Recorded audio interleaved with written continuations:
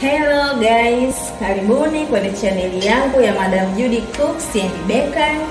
Leo tunaenda kupika chai, sio kuchemsha chai, ni kupika chai. Jamani, chai inapikwa. Chai inapikwa na viungo. Chai yetu itakuwa tamu sana. Tunatakiwa kuwa na sufuria kama mnavyoliona, jiko hili hapo. Viungo vyetu vya chai hivi hapa kama mnavyoona. Kuna karafuu, tangawizi,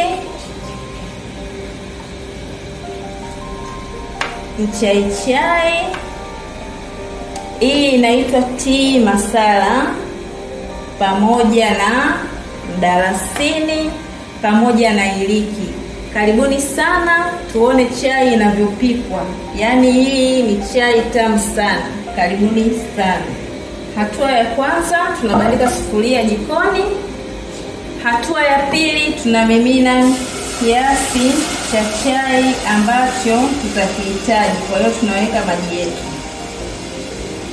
Angalia vizuri jinsi chai inavyopikwa. Jamani, chai inaungwa.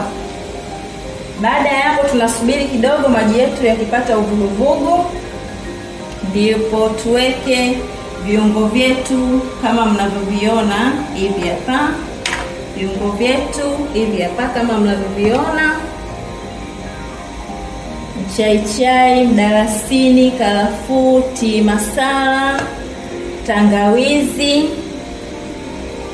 Kama mnavyoona maji yetu tayari yameshakuwa ya uvuguvugu. Na viungo vyako havitakiwi kuchemka sana, ili chai yako inukie vizuri na viungo visikike. Chai haitakiwi ichemke sana, yani viungo vichemke sana. Ndio maana tunaweka maji kwanza yawe ya moto kidogo, ili tukiweka viungo vyetu chai ichemke kwa kiasi. Karibuni sana tuone viungo vinavyowekwa. Kama mnavyoona maji yetu tayari yamekuwa ya moto. Kwa hiyo tunaenda kuweka viungo vyetu. Tunaweka viungo vyetu vyote kama mnavyoona hapa.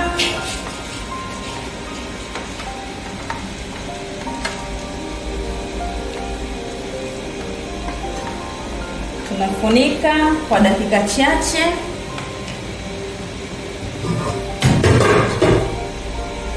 Tunafunika kwa dakika chache ili tuweze kuweka sukari. Baada ya hapo chai yetu mmeona imechemka kwa kiasi. Tunaweka sukari. Sukari haitakiwi nyingi. Na tunaweka sukari hapa kwa sababu sukari nzuri ni ile inayochemkia kwenye chai. Kwa hiyo tunaweka vijiko vyetu viwili.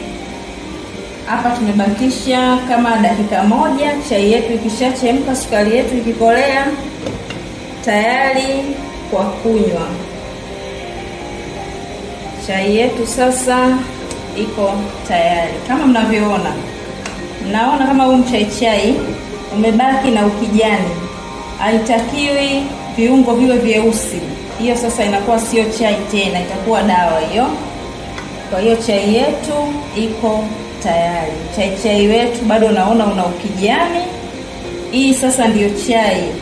Tunaweka viungo.